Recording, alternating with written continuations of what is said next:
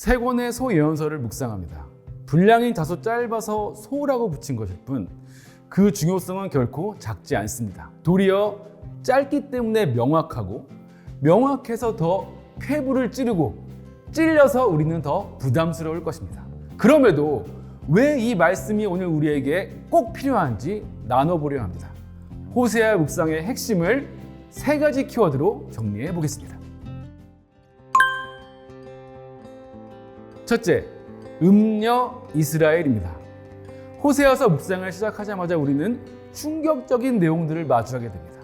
호세아 1장부터 3장까지는 호세아 선지자의 결혼 이야기입니다. 그런데 기괴한 결혼 이야기입니다. 호세아 1장 2절, 호세아에게 이르시되 너는 가서 음란한 여자를 맞이하여 음란한 자식들을 낳으라. 거룩하고 정결한 하나님의 선지자가 음행을 일삼는 여인과 혼인을 합니다. 말이 안 되는 내용 같은데 하나님의 명령입니다. 이사야에게 3년 동안 알몸으로 다니라고 하셨던 것처럼, 예레미야에게 멍에를 목에 걸라고 하셨던 것처럼, 에스겔에게 장장 430일을 누워있으라 하셨던 것처럼 하나님은 호세아에게 상징 행동을 명하신 것입니다. 그런데 호세아의 이 은유적 퍼포먼스는 다른 선지자들의 경우보다 우리를 좀 더 많이 불편하게 합니다. 하나님의 사랑과 창기와의 혼인 명령은 아무리 좋게 해석해도 우리 마음 한구석에 찜찜한 불쾌함을 남깁니다. 그런데 어쩌면 이 불편함이 호세아가 생을 바친 은유의 의도일지 모릅니다. 호세아는 하나님의 거룩한 신부여야 할 백성이 음녀로 전락한 불편한 현실을 폭로합니다. 이 불편함을 낭만적으로 승화시켜서 음녀 같은 내 모습 이대로 받으시고 용납하시는 주님으로 묵상하기보다는 이 불편함이 제대로 내 삶을 통과하도록 두는 것이 낫습니다. 선지자 호세아와 음녀 고멜의 부부관계는 하나님과 언약을 맺었지만 바알과 외도하는 불쾌한 이스라엘의 자화상입니다. 하나님과 세상의 양다리를 걸치고서 고상한 그리스도인으로 자처하는 우리를 부끄러워할 줄 알게 만들어주는 은유입니다. 어떤 죄를 지어도 자동적으로 용서받고 구원받는다는 무모한 자부심에 빠져있는 백성에게 현실을 직시하게 하는 폭로입니다. 이스라엘은 신전 창기로 자기 몸을 판 음녀이고 남편 하나님이 그런 아내를 값을 치르고 다시 데려와 숙려 기간을 주신 상태입니다. 선지자와 매춘부의 결혼이 말이 안 되는 것처럼 이스라엘의 말도 안 되는 뻔뻔한 삶에 시급한 변화가 필요합니다. 음녀여도 주눅들 필요 없구나. 다시 남편을 버리고 바알에게 몸을 팔아도 결국 이렇게 또 용서받겠구나 하는 심리적 기제를 신앙으로 착각해서는 안 됩니다. 오늘날 우리에게는 죄인이라는 말이 너무 세련된 종교 용어가 되어버렸습니다. 저는 죄인입니다 라는 고백은 내 안전과 확신을 추구하기 위한 주문이 되어버렸습니다. 그래서 우리에게 호세아가 주는 충격이 필요합니다. 음녀 이스라엘이라는 낯설지만 적나라한 이미지가 필요합니다. 둘째, 풍요 속의 영적 빈곤입니다. 호세아의 배경을 정리해 보겠습니다. 호세아서의 배경은 북이스라엘입니다. 예언서 대부분이 예루살렘과 남유다에 초점을 맞추는 것과 달리 호세아는 북이스라엘에게만 집중하는 독특한 책입니다. 북이스라엘의 수도 사마리아, 북이스라엘의 예배 장소인 베델과 길갈을 향해서만 예언을 이어갑니다. 주변 상황은 아수르가 부상하며 남왕국과 북왕국 모두를 위협하는 상황이었죠. 이사야가 아수르에 대한 남왕국의 대처를 보여준다면 호세아는 아수르에 대한 북이스라엘의 상황을 보여준다고 할 수 있습니다. 남왕국의 히스기야 왕은 하나님의 도우심으로 위기를 극복하지만 히스기야 이전의 북왕국 왕들은 하나님과 멀어지며 아수르에게 멸망당합니다. 바로 이 시기, 즉 여로보암 2세부터 호세아 왕까지 북이스라엘 마지막 시대에 활동했던 선지자가 바로 호세아입니다. 그런데 호세아가 예언을 시작한 시기인 여로보암 2세 시기에 우리는 주목해야 합니다. 이 시기는 우리가 호세아에 이어 묵상할 본문인 아모스서의 배경이기도 합니다.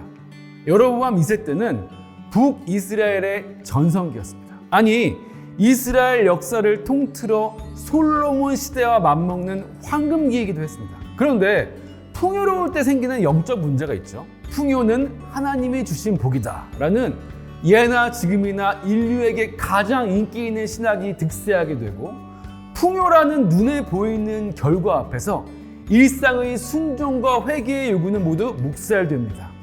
우리에게 죄가 있다면 벌을 받아서 가난해져야 하는데 이렇게 부유하잖아. 하나님이 다 이해하시고 용서하시고 복을 주시겠다는 뜻 아니겠어? 호세아가 직면한, 또한 아모스가 맞닥뜨린 북왕국 이스라엘의 영적 현실은 혼합주의와 종교산업으로 요약됩니다. 백성들은 바알 우상과 하나님을 동시에 섬겼습니다. 바알은 주님이란 뜻이기도 하고 남편을 부르던 말이기도 한데, 이스라엘 사람들은 우상도 바알이라고 부르고 하나님도 바알이라고 불렀습니다. 바알을 섬기는 이유는 풍요를 가져다 주기 때문인데, 하나님에게서도 풍요만을 바랐습니다. 음란한 제의로 바알을 자극해서 비를 내리게 하듯 극진한 예배와 제물로 하나님을 조종하여 복을 내리게 하려 했습니다. 그래서 경제의 호황기에 종교도 호황기였습니다. 자신의 부요를 포기하고 나눠야 하는 회개를 예배와 헌금으로 대체하려는 백성들 덕분에 제사장들에게는 재물과 재물이 넘쳐났습니다.